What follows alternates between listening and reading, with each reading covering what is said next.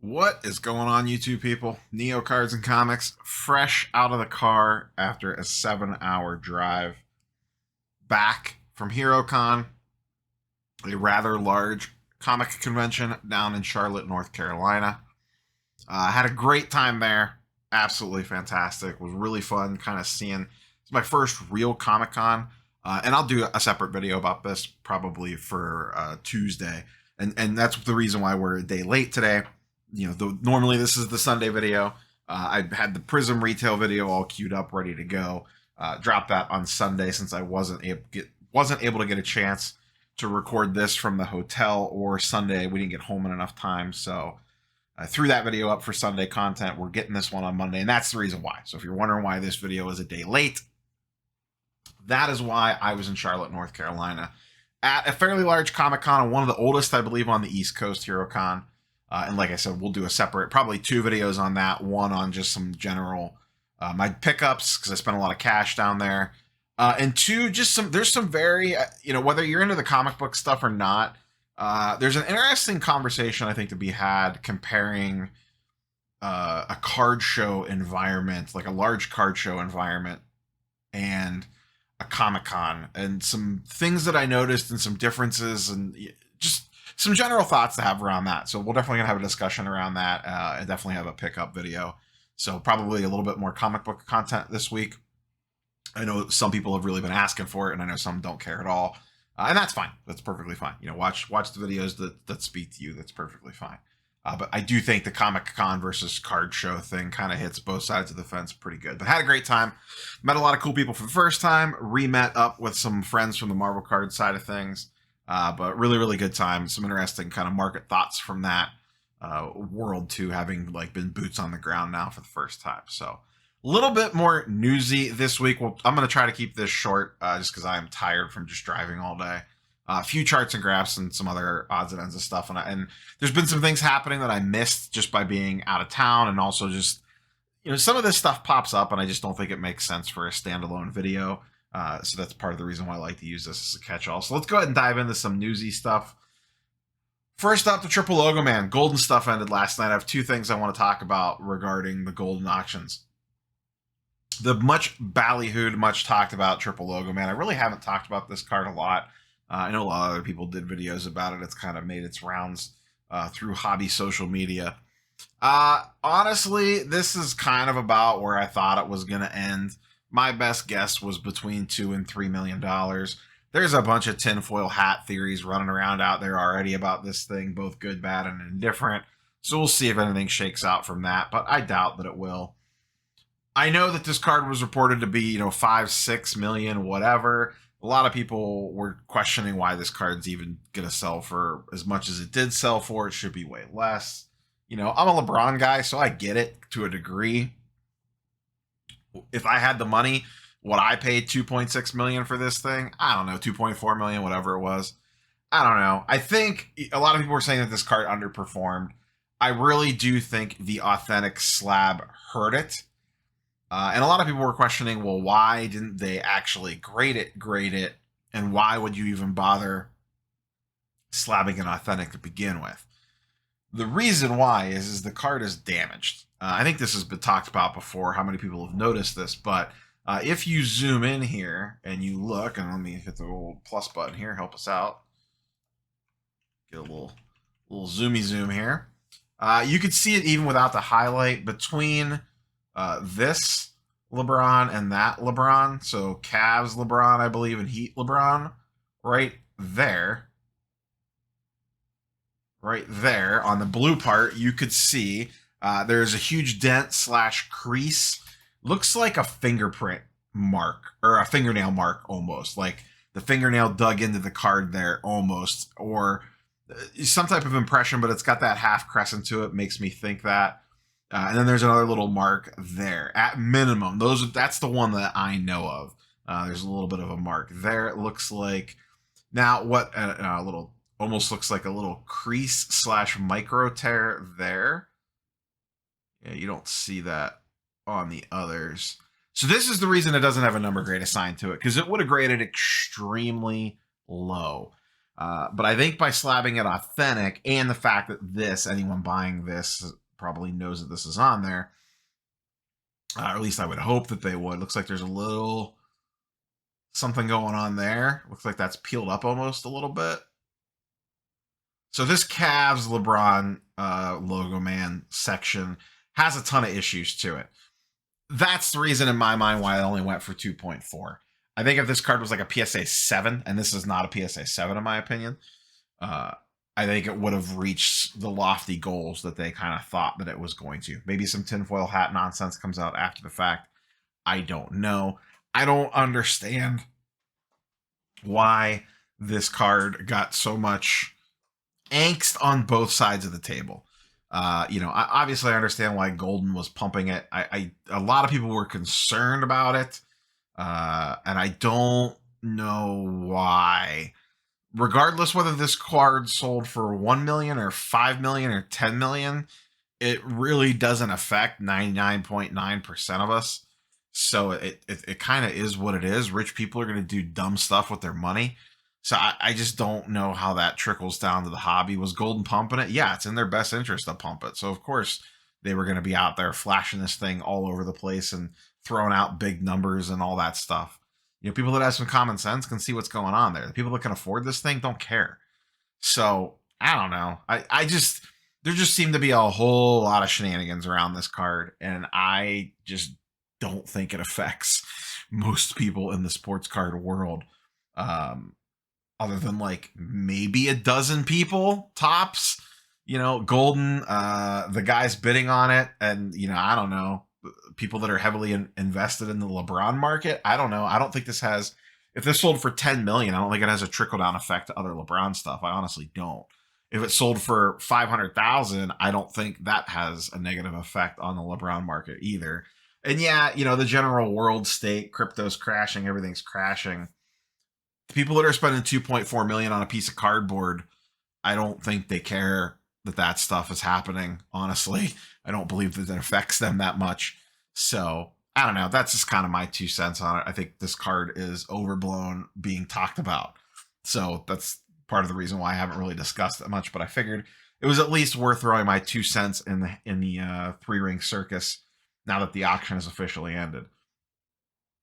Some other or another interesting auction. This is non-sports cards, but we're going to throw it here anyways because I'm not sure that this justifies a separate video. There was some other big Marvel PMGs. The big notable one was this blue set that went for 66,000. This previously had sold for like 250 plus. I believe this has been making its way around social media as well, from a few different people I've seen talk about this. But yeah, full blue set of 2013 Fleer Retro, all SGC graded, 66K, down from the all-time, or not, I guess the all-time high, I don't really know, but down from the high of 250,000 plus. It might even been 260,000 plus. I don't remember the specific number off the top of my head. So obviously a pretty big dip there. That one sold at the peak, I believe. So some of this stuff is still going to seem like it's air quotes falling quite a bit, but generally speaking, the Marvel PMG market has recorrected itself from the February, March highs that it was at. So anything that sells today is obviously going to sell for way less than the stuff that sold then, maybe outside of a few exceptions to the rule, but even those are few and far between. That being said, they're still way up from where they were in the fall. It's all a matter of where and when you bought, like most things. Future Marvel releases still have a ton of hype behind them. Spider-Man metal boxes are going crazy on the secondary market, and that product hasn't even released yet. Fleer Ultra Avengers is coming out. Those boxes have already jumped from 300 on the initial pre-sale up to 350 now, I believe, and continue to climb each time they release. Marvel Beginnings will be coming soon. Some of these products have retail releases with them, which Marvel has not done in a while, especially for a tentpole product like Spider-Man Metal, which does still keep getting delayed. But Spider-Man Metal is going to be the next thing that gets a ton of pump behind it for sure. Whether it's intentional or not, it's going to get talked about a ton, and by content creators, by social media, Everyone has boxes pre-ordered. Everyone's going to be talking about it that plays in that space. Opening boxes of it. I'll be opening some on the channel. I have 4 boxes pre-ordered. So that's going to be the next thing if it ever actually comes out. It's supposed to come out 8 months ago and it keeps getting pushed back. So, but generally speaking, the Marvel card market is still kind of correcting itself from the March and February highs. But for the most part, I think has settled a little bit for stuff that has repeat sales to it. I know, I talked about it a couple weeks ago when I got that Marvel sub back with the 90 MU PSA 10s in it. I sold those things like hotcakes. They don't go for a ton of money like they did back in January and February of 2020, or 2021 rather, but they sold extremely fast. And I got 100 to 150 plus for all of those cards at minimum. Some of them 200 to 300, and then the Spider-Man I got almost 900 for. So people are trying to put a complete sets of those together. Everyone that I sold cards to from that all mentioned that they were putting a set together. So there is a race for the sets on 90 MU. If the boxes were a little cheaper and grading was a little cheaper, I think that could be a play if you know what you're doing. It's a tricky set, and it definitely has a tough gem rate. Let's move into some sports skin. Sorry for the non-sports stuff, but like I said, just kind of playing a bunch of catch up with a bunch of hobby-like news. This one, I'm not going to spend a ton of time on this one, but once again, I figure I'll throw my 2 cents in here. There was a lawsuit brought Paul Lesko. If you're not following him on Twitter, you absolutely should be. If you're not following me on Twitter, you absolutely should be. But Lesko tweeted out a case was filed against Tyler Hitt, former CEO of HGA. It alleges a whole bunch of nasty stuff that you don't want to be alleged in. But I would encourage you to scroll through that. Is it legit? Is it not legit? We may or may not ever know. 9 times out of 10, this stuff settles before it ever reaches court. But this is one where you let the legal process play out and see what happens. I mean, Tyler's not even an employee of HGA anymore. So as much as I like to bash HGA, I don't really think this has an effect on them per se. They will get drug in by association, even though he is long gone. Whether this is true or not, the court of public opinion has already cast its die on Tyler and HGA for the most part. So this isn't going to help them in any way, but I don't think it's super going to hurt them in any way. Just the fact that this lawsuit exists. The people that weren't going to use HGA were never going to use HGA. The people already using HGA, the few that exist, I don't know how much this swings for them because, like I said, Tyler's not even an employee there anymore. So it is what it is. Maybe this explains a little bit why he was so kind of quickly pushed to the side when the new company came in. Maybe they knew that this was coming. I don't know. Who knows? That's all speculation and hearsay. So just my guess on this. But once again, just a guess, just a speculation, just an opinion. We'll see. We'll let things play out and see what happens. He could be 100% guilty. He could be 100% innocent. He could be somewhere in between. So once again, kind of is what it is. But I keep getting questions about it. So I figured I would at least talk about it quickly. With that being said, let's go ahead and just jump into a couple quick charts and graphs, just kind of talk about market stuff. Just some general market chit chat before we look at a couple charts and graphs on some individual players. I just pulled a handful of ones from names that I knew that were kind of up, down, all around this week. A lot of people on the video that I did on Friday, like the whole state of the hobby type thing with 1 month to go to the National. If you haven't watched that, I would encourage you to go back and check it out. A lot of people were in the comments of that video kind of saying that they're seeing the same things. A lot of people were very much saying, I am seeing and feeling the same way. Whether it's what I'm experiencing out at shows myself when I go, or just how I am personally acting when I involve myself with the hobby. I want to be involved with cards, whether it's buy, sell, trade, whatever. I don't necessarily have a lot of disposable income right now, but I still want to be an active participant in the hobby. There was that sentiment a lot in the comments of that video. And like I said, that's kind of what I'm seeing, feeling, hearing, just kind of being out there at local shows in the Midwest Monster and kind of the vibe. That seems to be the vibe of the hobby right now, or the sports card market, whatever you want to call it. We'll see where things go over the next month. I'm very curious to see what the National ends up looking like. in regards to attendance and just general vibe as well. But Midwest Monster was a good, fun show. A lot of people there. A lot of deals went down. A lot of people trading, buying, selling, whole 9 yards. But foot traffic was good, like we discussed. And I think, like I said, we kind of continue to see that. I'll be interested to see. Ryan Card Collector 2 is having a trade night July 8th that I am going to plan on attending. There's be some special guests there. I believe he has hinted it strongly that the Roth Cards crew, I believe Kenny Fornos and those guys, Taxi maybe even, I don't know. The full details haven't been announced yet, but it sounds like they're teaming up for a co-trade night in Ryan's shop in Ohio. And I believe the Xenia shows the next day, so you can kind of double dip it a little bit. Go to trade night and then hit the card show the next day, which is about an hour away from his shop. But I think that's where things kind of continue to trend for the time being. I think people want to be involved, but they don't want to put money in the market right now because they're kind of scared. If that holds, if people hang around, what happens when things eventually rebound? Do we see not like a rerun up of like we did in 2020 and 2021, but it could. I don't know for sure. Nobody knows for sure. We're all just guessing. It could foretell to a decent, healthy bounce back once the world state turns itself around again. If a lot of people came in and a decent amount of people stayed in, more people trickle in, and the Fanatics takeover happens. Let's assume that goes well. They pump some marketing money in. The economy turns itself around. People are willing to spend more. We could see a nice little rally. Like I said, I don't think it ever gets back to 2020, 2021 prices. I don't think we get anywhere close to that stuff, but I think we could have a strong, healthy market once again. When that is, I have no idea. Are all cards going to go back up again? Nope. Are some? Yes. Are some going to continue to keep going down? Yep.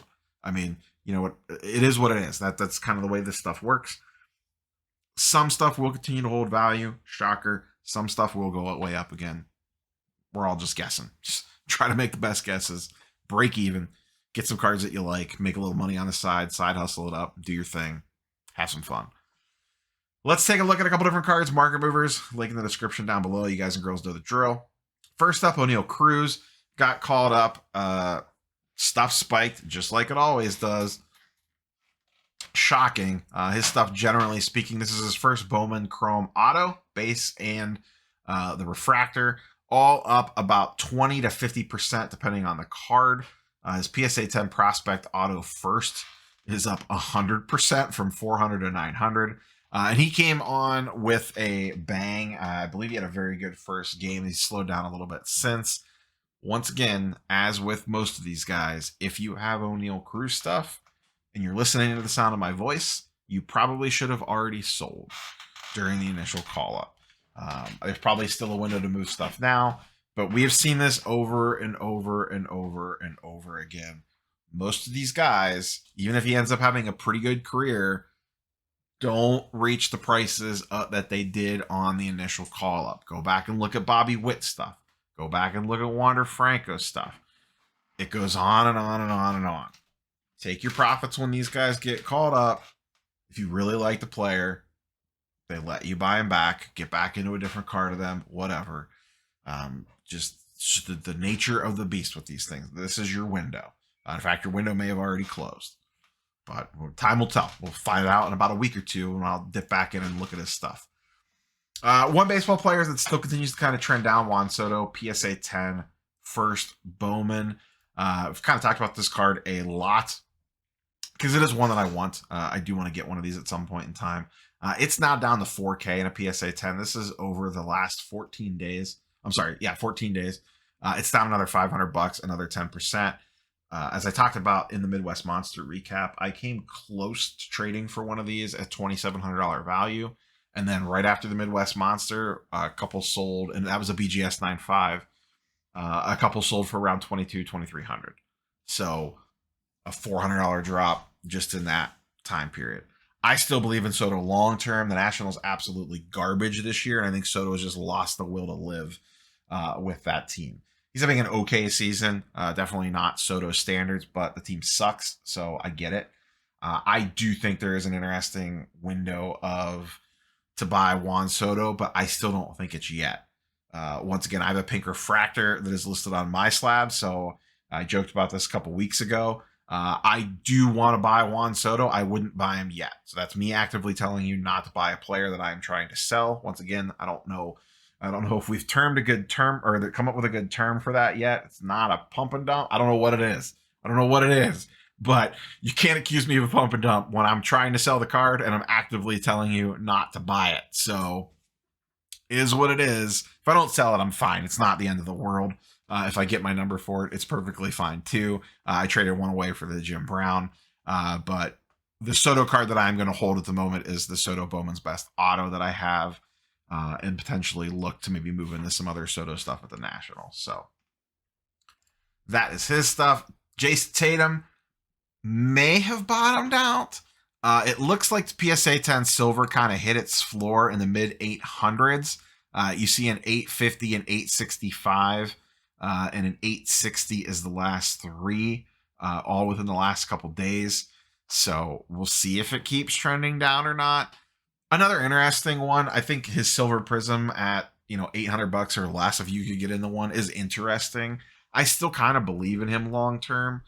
He is only 24 years old. Keep that in mind. He kind of helped. That team went pretty far with him playing pretty bad, and I think his shoulder was hurting him worse than he was letting on, and that may have led to him having a very subpar finals.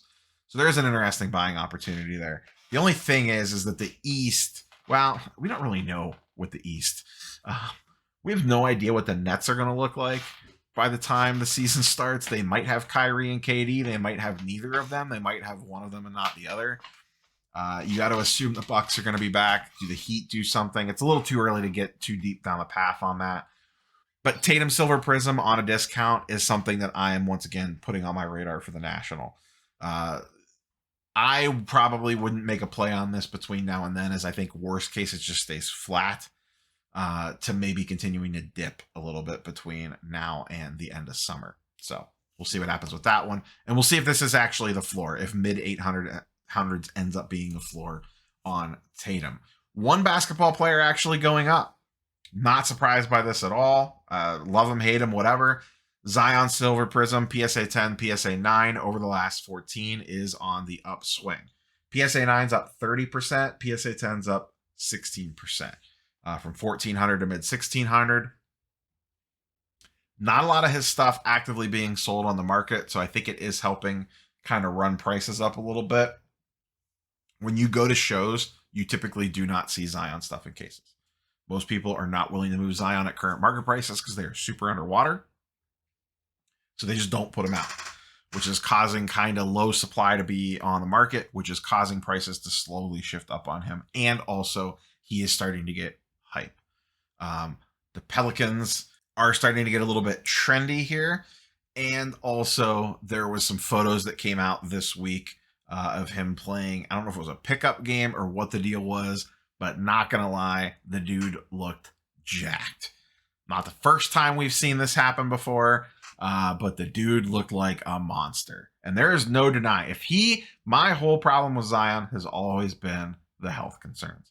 It is not what he does on the court. As a player, if you could guarantee me that he would have a 10-year, 15-year career with little to no injury problems, sign me up. I would be a buyer. The problem with him is the injuries. I think he is a player that you want to constantly be moving in and out of his stuff. Maybe you set one thing aside or whatever if you really like it, but preseason hypometer is going to start spinning on him pretty quick here. Whether or not his prices go up, I don't know, because of, once again, we have the looming specter of the economy hanging over things. So that is an outside force kind of driving things. But the fact that he is even creeping up in this current market kind of tells you all you need to know. Last but not least, quick little check-in on Patrick Mahomes 2017 Silver Prism PSA 10.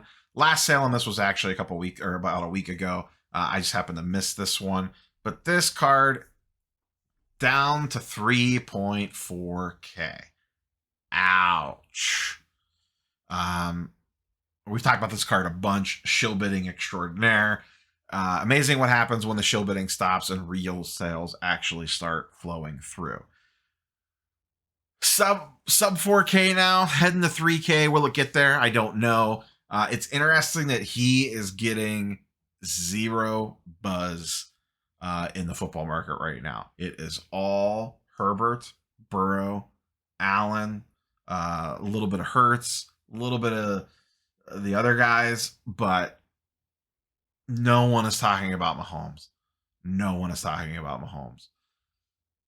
I don't know that I would be a buyer at 3.4. I wouldn't. I mean, I definitely wouldn't. I would not spend 3.4 cash on a Mahomes silver at that price. I don't know that I would trade for one at that price. At some point in time, it's going to get too cheap. I don't know what that number is. It'll just be a gut feel thing. It's not anywhere close there yet for me. I still have concerns with the AFC being absolutely loaded. I have concerns about what that team looks like with Tyreek Hill, with Travis Kelce being a year older. What does the run game look like? I know Andy Reid's a genius, the whole 9 yards. We shall see. But I know one thing: he is not getting talked about when the other guys are. So that is always an intriguing situation. Maybe you can swing in the one on the cheap and quick flip it if they start hot. If they come out of the gates hot, his stuff will probably spike. But who knows? So that's all I have for you guys and girls today. Like, comment, subscribe. You know the drill. Once again, sorry for dropping this on a Monday on y'all, but travel plans kicked in. Tomorrow, we will probably recap my pickups from Charlotte from HeroCon.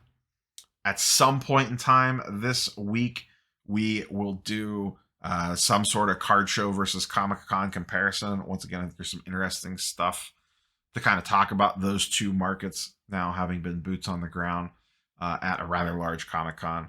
And beyond that, not sure. But that's what we got, at least for the next couple days. So catch you guys and girls on the next one. Peace.